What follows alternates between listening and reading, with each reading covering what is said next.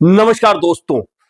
पप्पू शब्द वैसे तो प्यार से कहा जाने वाला शब्द है, बच्चों को भी कहा जाता है, लेकिन पप्पू को दूसरे नजरिए से देखा जाए तो पप्पू कहते हैं किसी बेवकूफ को भी कह सकते हैं, किसी नासमझ को भी कह सकते हैं, या इसे और भी तरीकों से समझा जा सकता है। और अगर आप किसी को पप्पू कहते हैं तो या तो वह बच्चा है या उसे नासमझ कहेंगे। इन दोनों ही बातों में क्या पप्पू को सीरियस लेना चाहिए, और अगर आप पप्पू को सीरियस लेते हैं तो फिर वह पप्पू कैसे हुआ।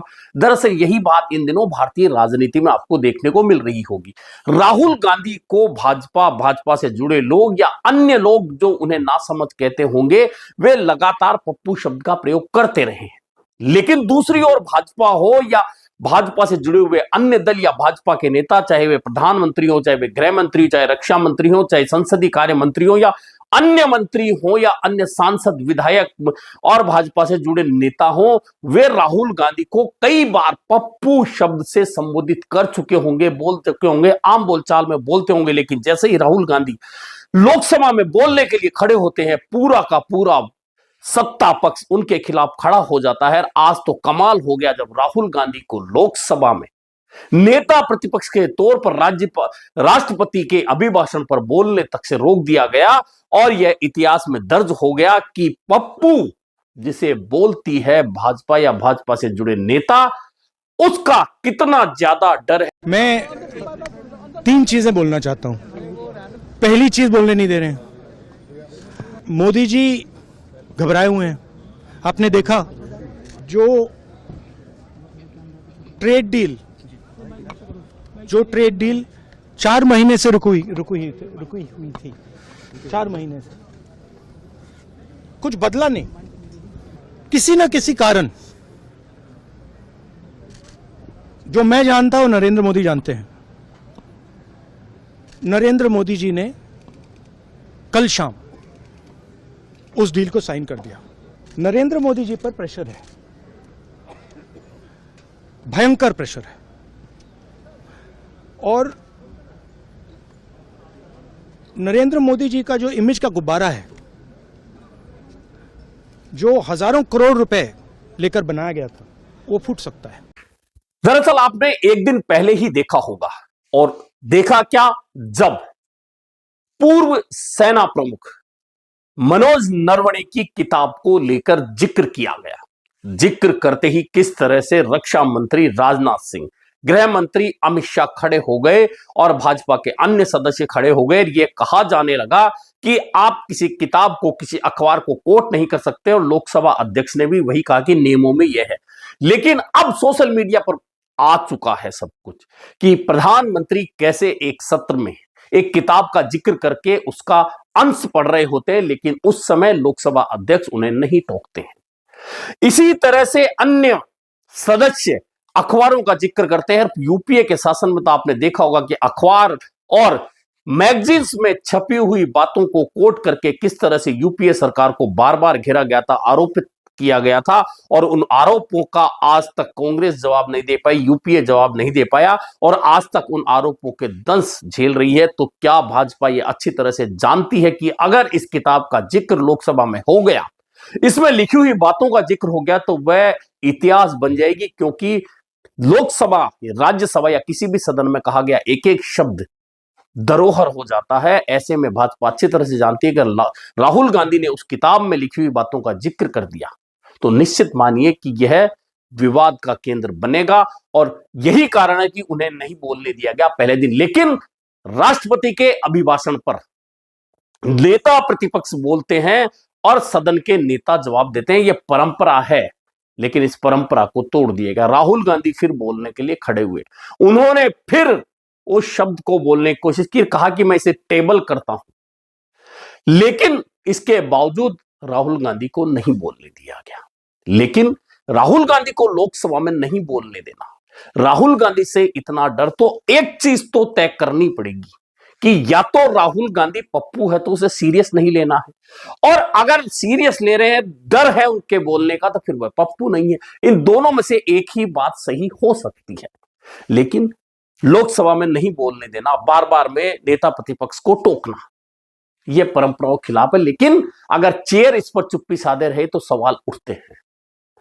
अब क्या वे बातें जो राहुल गांधी बोलना चाहते थे उन्हें दबाया जा सकता है? शायद नहीं, क्योंकि बातें पब्लिक डोमेन में आएगी। राहुल गांधी ने मीडिया के सामने जो कहा वह आप सुन सकते हैं। नुकसान है। आप सब समझिए कि इस ट्रेड डील में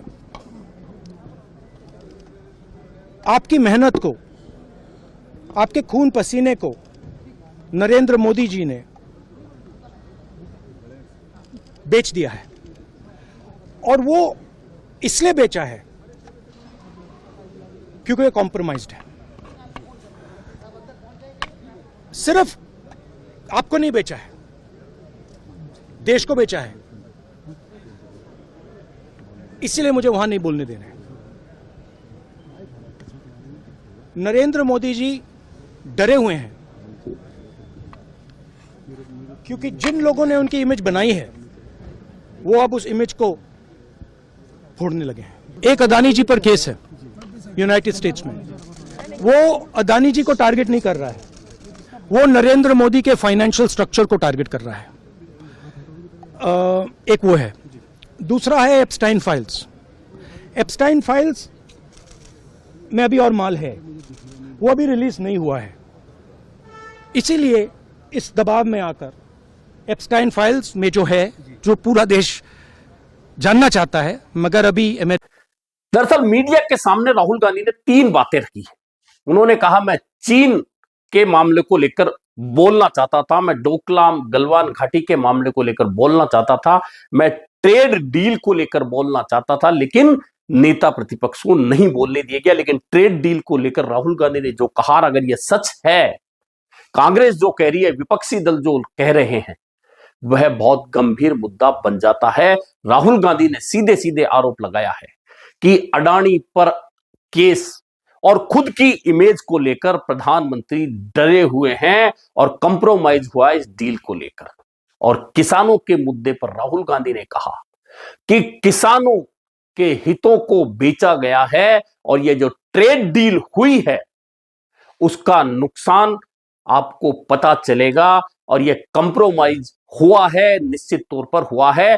उधर कांग्रेस के सांसद शशि थरूर कहते हैं कि जो घोषणा, आपको पता होगा कि यह घोषणा कोई कांग्रेस आरोप नहीं लगा रही, डोनाल्ड ट्रंप अमेरिकी राष्ट्रपति ने कहा है कि भारत अब रूस से नहीं वेनेजुएला से तेल खरीदेगा। और वेनेजुएला का मामला पिछले दिनों का आपको पता होगा। यानी कि अमेरिकी राष्ट्रपति यह बात कहते हैं कि भारत क्या करे और क्या नहीं करे, जबकि यह घोषणा भारत की ओर से होनी चाहिए थी कि हम क्या करने वाले हैं, क्या नहीं करने वाले हैं। यही वह बात है जो राहुल गांधी कोट करना चाहते थे और भाजपा और सत्ता पक्ष से जुड़े लोगों ने उन्हें नहीं बोलने दिया गया, क्योंकि अगर राहुल गांधी इन बातों का जिक्र लोकसभा में करते तो वह रिकॉर्ड होती है। रिकॉर्ड हुई बातें हमेशा इतिहास में कभी भी कोट की जा सकती है लोकसभा में कहे जाने के बाद। यह बात अच्छी तरह से भाजपा और भाजपा से जुड़े नेता, सांसद, प्रधानमंत्री, रक्षा मंत्री, गृह मंत्री, संसदीय कार्य मंत्री, तमाम लोग अच्छी तरह से जानते हैं। और यही कारण है कि राहुल गांधी को नहीं बोलने दिया गया। लेकिन बात मैं जो कह रहा हूं कि राहुल गांधी, भले ही लोग उन्हें किसी भी रूप में लें, कुछ लोग उन्हें सीरियस लें, कुछ लोग नहीं लें, कुछ लोग उनका मजाक बनाएं, कुछ लोग उनको कई नामों से कहें, कई लोग सोशल मीडिया पर उनको लेकर मीम्स चलाते रहें, लेकिन एक नहीं अनेक बार, अनेकों मुद्दों पर राहुल गांधी ने एक बात को साबित कर दिया है कि वे जो कहते हैं बाद में वही सब बातें सामने आती है। और ये जो ट्रेड डील हुई है उसे लेकर राहुल गांधी ने कुछ दिन पहले ही कह दिया था कि यह ट्रेड डील होगी, आप देख लेना, और इस पर हमारे प्रधानमंत्री झुकेंगे और इसमें कहीं ना कहीं समझौता होगा। और अब जब ट्रेड डील पर साइन हो गए हैं अमेरिका के साथ में, तो यह बात साबित हो गई है कि राहुल गांधी ने जो कहा वह सब कुछ सच था। और अब भले ही गिरेबान बचाई जाती है और अब चेहरा बचाने के लिए सरकार यह कह रही है कि यह हमारे संयम का, धैर्य का परिणाम है, यह ट्रेड डील होना। लेकिन सरकार यह कहने को तैयार नहीं है कि इसमें कंप्रोमाइज हुआ या नहीं हुआ है। अमेरिकी राष्ट्रपति ने जो बातें कही है वे गलत हैं या नहीं है। और आपने देखा होगा कि कितनी बार, चाहे भारत पाकिस्तान के युद्ध का मामला हो, कितनी बार ट्रंप ने कहा कि हमने रुकवाया, लेकिन एक बार भी भारत सरकार ने यह नहीं कहा कि ट्रंप झूठ बोल रहे हैं। अब जब बार बार, चाहे वह टैरिफ का मामला हो, चाहे अन्य बातें हो, ट्रंप जो भी बात भारत को लेकर बोलते हैं, भारत के प्रधानमंत्री को लेकर बोलते हैं, क्योंकि वे सिर्फ एक व्यक्ति नरेंद्र मोदी के लिए नहीं बोलते, वे भारत के प्रधानमंत्री के लिए बोलते हैं, यानी कि देश के लिए बोलते हैं। लेकिन इसके बावजूद सत्ता पक्ष अगर उस बात का जवाब नहीं देता और यह नहीं कहता कि नहीं ट्रंप झूठ बोल रहे हैं, तो फिर यह बातें जो विपक्ष उठाता है, कांग्रेस उठाती है, राहुल गांधी उठाते हैं, प्रियंका गांधी उठाती है, खड़गे उठाते हैं या अन्य नेता उठाते हैं, तो जनता उन पर विश्वास क्यों ना करे, बात है यह। कुल मिलाकर राहुल गांधी का जो ये रूप है लोकसभा सांसद के रूप में, तो वे बहुत टाइम से आ रहे हैं, लेकिन इस बार नेता प्रतिपक्ष के तौर पर उन्होंने जिस तरह से सरकार को हर सत्र के अंदर घेरने का काम किया, वह चाहे कोई भी मुद्दा हो, उसे लेकर भाजपा बहुत अच्छी तरह से जानती है कि राहुल गांधी जो बात बोलते हैं वह बातें कई बार साबित हो चुकी है। एक बार, दो बार, पांच बार नहीं, जब भी जो भी बात राहुल गांधी ने कही है पब्लिक डोमेन में, वह कहीं ना कहीं आगे जाकर साबित हुई है। और यही बात सत्ता पक्ष को परेशान करने वाली है कि आखिरकार हम इन्हें क्यों बोलने दें। और यही कारण है कि ना सिर्फ राहुल गांधी को बोलने से रोका गया, बल्कि सदन में पेपर उछालने वाले और इस बात का विरोध करने वाले कि आखिरकार लोकसभा में नेता प्रतिपक्ष को बोलने क्यों नहीं दिया जा रहा, ऐसे 8 सांसदों को निलंबित कर दिया गया, जिनमें 7 सांसद कांग्रेस के, 1 सांसद कम्युनिस्ट पार्टी के हैं। और यह हंगामा निश्चित मानिए कि अब कम तो नहीं होने वाला, राहुल गांधी चुप भी नहीं होने वाला, क्योंकि राहुल गांधी को आप लोकसभा में तो बोलने से रोक देंगे, लेकिन मीडिया के सामने, मीडिया कॉन्फ्रेंस के मामले में या वे सोशल मीडिया पर पब्लिक डोमेन में वे बातें क्यों नहीं आएंगी, निश्चित तौर पर आएंगी। क्या उस जगह सरकार फिर असहज नहीं होगी? क्या सरकार को बार बार उन बातों का जवाब नहीं देना होगा?